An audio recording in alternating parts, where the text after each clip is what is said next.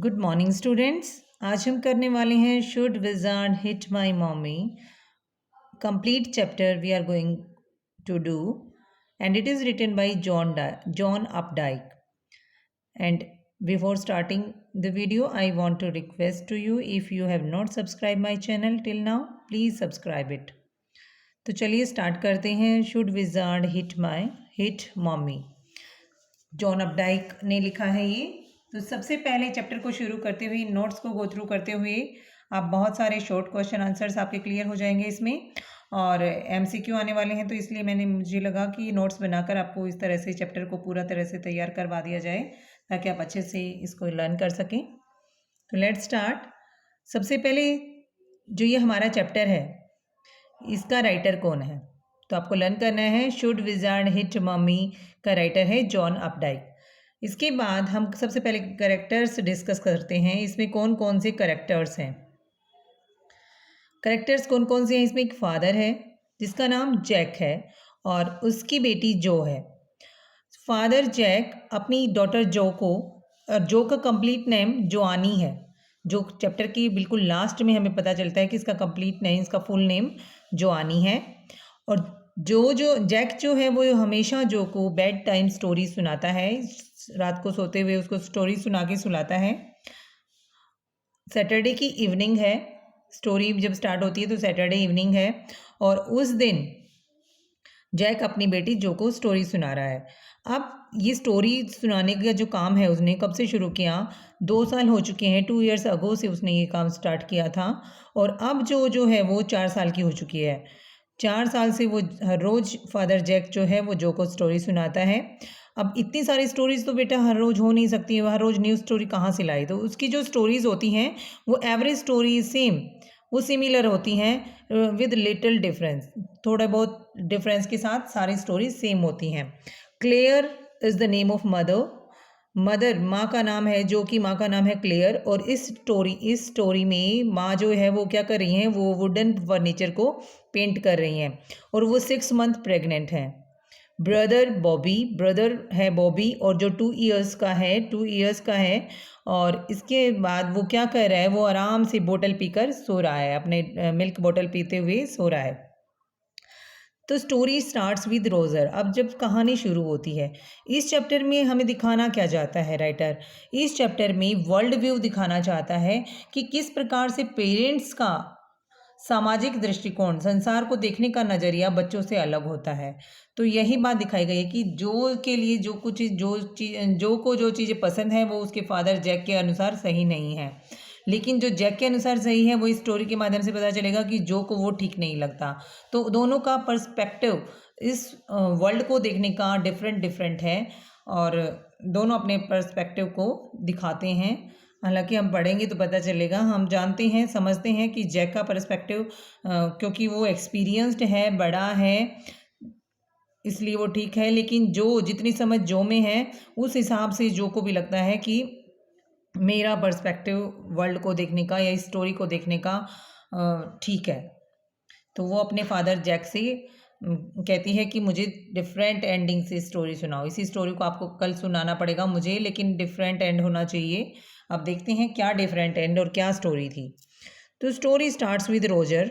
जो भी Jack story सुनाता है वो हमेशा उसमें एक कैरेक्टर होता है रोजर।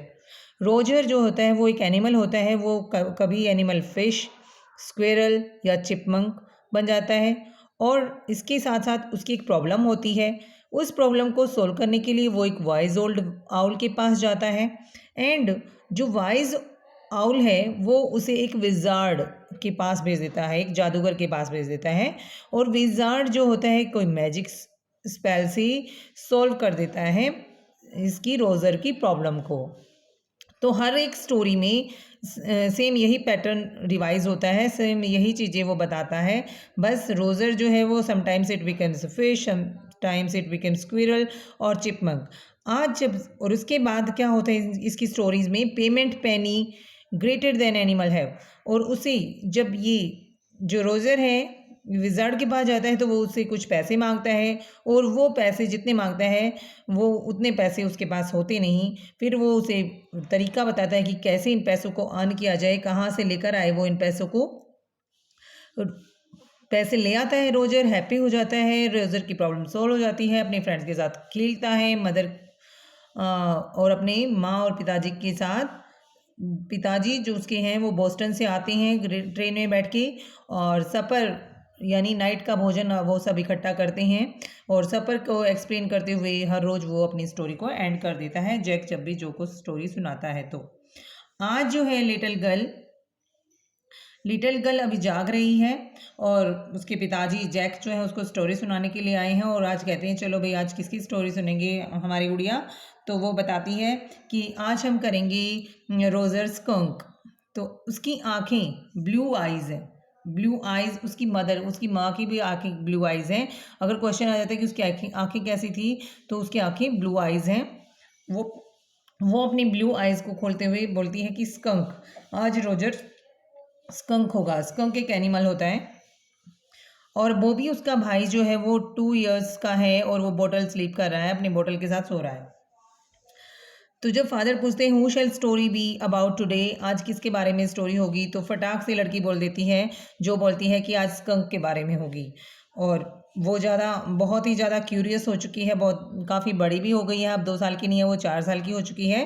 तो कहानी सुनाने से वो सोने की बजाय ज़्यादा ज़्यादा जाती है, बीच बीच में डिफ़िकल्ट क्वेश्चंस करती है, काफ़ी क्रिटिकल माइंड हो गया है उसका। अब उसकी जो है वो अक्सर अपने पिताजी से कठिन नैतिक प्रश्न पूछ लेती है। जैक जैसे जैसे कोई नई कहानी सुनाता है, तो वो बीच में उसका दिमाग जो है वो क्रिटिकल हो गया है, आलोचनात्मक हो गया है। वो बीच बीच में सवाल करती रहती है, क्या आप सच बोल रहे हो, क्या ऐसा होता है, क्या सच में जादूगर होते हैं क्या। और एक बार जैक ने अपनी कहानी में बताया था कि मकड़ियाँ कीड़े खाती हैं, तो अपनी माँ से उसने जाकर पूछा कि माँ या क्या ये सच है। और एक बार मम्मी ने उससे कहा था कि भगवान जो है आकाश में है, हमारे चारों तरफ है। तो उसे बड़ी हैरानी हुई, और उसने पूछा कि क्या ये सच है। उसने जैक से उसके बारे में सवाल पूछा कि भाई क्या आप बताइए पापा जी, मम्मी कह रही थी वो बात ठीक है। यानी कि अब वो इतनी बड़ी हो गई है कि बीच चीज़ों को अच्छी तरह से समझने लगी है, समझने की कोशिश कर रही है, और इसलिए वो डिफ़िकल्ट मॉरल क्वेश्चंस बीच बीच में पूछती रहती है, पूरा पार्टिसिपेशन करती है स्टोरी टेलिंग में। तो यहाँ पर यही बात दिखाई गई कि एक बार क्या होता है, फिर वो बताते हैं चलो भाई ठीक है, स्कंक के बारे में हम आज स्टोरी सुनाएंगे आपको। और जैक अपनी स्टोरी स्टार्ट करता है। वंस अपॉन ए रोजर स्कंक, एक बार एक रोजर स्कंक था, और आज उसकी प्रॉब्लम क्या थी, डीप डार्क वुड में वो रहता था, बहुत ही गहरे काले जंगल में रहता था, और उसकी स्मेल वेरी बैड, और उसकी स्मेल जो थी वो बहुत ही बुरी थी, बहुत बेकार स्मेल आती थी उसमें से, बहुत बेकार स्मेल आती थी उसमें से, रोजर स्कंक में से। तो जब बैड स्मेल आती थी तो no friends would not play the no friends, कोई फ्रेंड्स नहीं थे इसके, और कोई उसके साथ नहीं खेलता था। अब यहाँ पर जब एक्सप्लेन करता है जैक रोजर स्कंक की सिचुएशन को, तो कहीं ना कहीं जैक का अपना चाइल्डहुड जो है, उसकी फीलिंग, उसकी यादें इस बात से जुड़ी हुई हैं। Run away skunk all alone crying, अब रोता है, भाग जाता है स्कंक रोते हुए अकेला, कि मेरे साथ कोई नहीं खेलता। और वो क्या करता है फिर, इतना वो जब रो रहा होता है, मोटे मोटे आंसू अपने आंखों से गिरा रहा होता है, उसी समय जो जो है वो कहती है कि want he go to owl, क्या वो आउल के पास नहीं जाएगा। बीच में ही वो टोक देती है, बीच में ही वो बता देते हैं कि अब तो उसे आउल के पास जाना चाहिए, जब उसको प्रॉब्लम है तो प्रॉब्लम है, आउल के पास जाएगा। फादर कहता है बिल्कुल आउल के पास जाएगा, और आउल उसे फिर कहाँ भेजेगा, उसे भेजेगा रोजर को भेज देगा वो विज़ार्ड के पास, और विज़ार्ड उसको अपने स्पेल से, अपने जादू से और अपने मैजिक वैंड से क्या करेगा, उसकी प्रॉब्लम को सोल्व कर देगा। और उसकी प्रॉब्लम क्या है, अब प्रॉब्लम क्या है, skink meet the wise owl, owl से मिलता है, जो क्यूरियस हो जाती है, जो क्यूरियसिटी दिखाई गई है कि क्या वो उससे मिल गया। और रॉजर स्कंक विजार्ड से मिलता है, फिर विजार्ड उसकी स्मेल को रोजेज की स्मेल में कन्वर्ट कर देता है, उसकी गंदी स्मेल को रोजेज की स्मेल में कन्वर्ट कर देता है। इसके लिए वो 7 पेनीज मांगता है। कितने पेनीज मांगता है बच्चों, 7 पेनीज, 7 पेनी मांगता है वो, 7 पेनीज मांगता है, और उसके पास 4 ही होती हैं। तो 4 होती हैं, 3 नहीं होती। तो फिर विजार्ड उसको सॉल्यूशन बताता है कि तुम ऐसा करो, क्या है हमारी ये गली के लास्ट में जाओ, और फिर एक वेल होगा, कुएं होगा, उस कुएं में से तुम 3 और ले आओ, 3 पेनीज और ले आओ, वहाँ से तुम्हें मिल जाएंगी। तो वहाँ पर जाता है स्कंक, फटाफट भागा भागा, और वो 7 पेनीज लाकर विजार्ड को दे देता है। अब विजार्ड क्या करता है, आबरा का डाबरा, कुछ मंत्र मंत्र मार के अपना मैजिक जो वैंड है वो घुमाकर उस स्कंक की बदबू को रोजेस की खुशबू में चेंज कर देता है। अब स्कंक और वुडलैंड के क्रीचर बड़ी खुशी से खेलते हैं, एक दूसरे के साथ बड़े खुश हैं। स्कंक अपनी मम्मी के पास जाता है, लेकिन मम्मी के पास जैसे ही जाता है मम्मी को बहुत बुरी लगती है उसकी वो स्मेल, बड़ी है ओल्ड स्मेल उसमें से आ रही है, वो उस जैसी स्मेल उसके अंदर नहीं आ रही जैसे उसकी माँ के अंदर आ रही है। तो माँ को बड़ा गुस्सा आता है और माँ पूछती है क्या हुआ। तो वो बताता है रोजर स्कंक कि मैं इस तरह से विजार्ड के पास गया था और विजार्ड ने से मैंने अपनी स्मेल को चेंज करवा लिया। वो कहते हैं चलो मेरे साथ विजार्ड के पास चलते हैं, और विजार्ड के पास उसको लेकर जाती है और अम्ब्रेला उसके हाथ में होता है और वो जाकर विजार्ड के सिर पर अम्ब्रेला मार देती है। अब विजार्ड को हिट करती है मॉमी, लेकिन जो को ये बात बिल्कुल पसंद नहीं आती। विजार्ड से कहती है कि इसकी जो भी ये आपने स्मेल जो चेंज की है इसको वापस वैसा ही करो जैसा था, और विजार्ड उसके कहने पर रोजर स्कंक की स्मेल को दोबारा से बैक कर देता है, उसकी जो ओरिजिनल स्मेल है उसको लौटा देता है। अब रोजर स्कंक फिर से दुखी है, लेकिन माँ कहती है कि नहीं बेटा अब तुम ठीक हो, धीरे धीरे तुम्हारे दोस्त भी यूज टू हो जाएंगे, उन्हें हैबिट पड़ जाएगी तुम्हारे इस स्मेल की और वो तुम्हारे साथ खेलना शुरू कर देते हैं। और टाइम के साथ ऐसा ही होता है, उसकी जो भी क्रीचर हैं वुडलैंड की वो यूज टू हो जाते हैं उसकी स्मेल की, and they start playing with him, वो उसके साथ खेलना शुरू कर देते हैं। और इस प्रकार से अपनी माँ के साथ जो स्कंक है वो घर चला जाता है। उनके पिताजी फिर ट्रेन में बोस्टन से आते हैं, सभी मिलकर सफ़र करते हैं और इस प्रकार से स्टोरी एंड हो जाती है।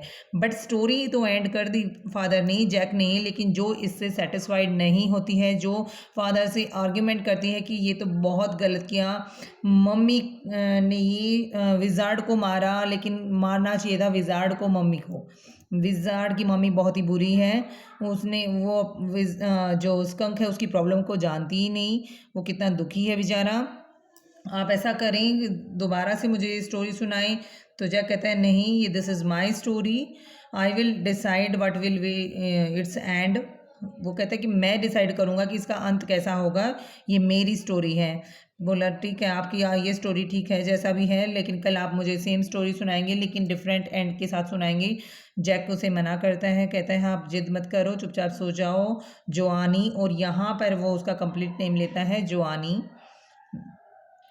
इसके बाद जैक जो है वापस नीचे चला जाता है, देखता है उसकी वाइफ जो 6 मंथ प्रेग्नेंट है वो वहाँ नीचे काम कर रही है, नीचे पेंट कर रही है। अब उसको देखते ही वो फिर से थोड़ा सा कटाक्ष शब्द में बोल देती है कि आज तो बड़ी लंबी की स्टोरी होगी तुम्हारी।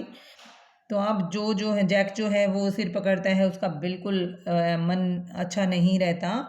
जो फादर है वो डाइग्रेशन फील करता है, वो सोचता है कि वो अपनी वाइफ की हेल्प करना चाहता था लेकिन स्टोरी सुनानी पड़ी, स्टोरी सुनाने में उसे बिजी रहना पड़ा। और अब जब स्टोरी सुनाने के बाद वो नीचे आता है तो उसकी पत्नी जो है वो उसको कटाक्ष करती है कि बहुत जल्दी आ गई। तो ये सब देखकर, ये सब सुनकर जो ये जैक है इसको फील होता है कि यहाँ से भाग जाना चाहिए, ये घर जो एक पिंजरे के समान है जहाँ रोज़ मुझे कहानियाँ सुनानी पड़ती हैं और फिर इनका भी सुनना पड़ता है। तो कहीं ना कहीं वो तो सोचता है कि मैं ही नहीं, यहाँ मेरी वाइफ भी इसी तरह इसी पिंजरे में कैद है।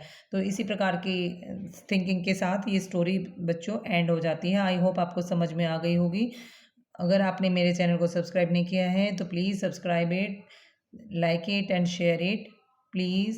Thank you, have a nice day.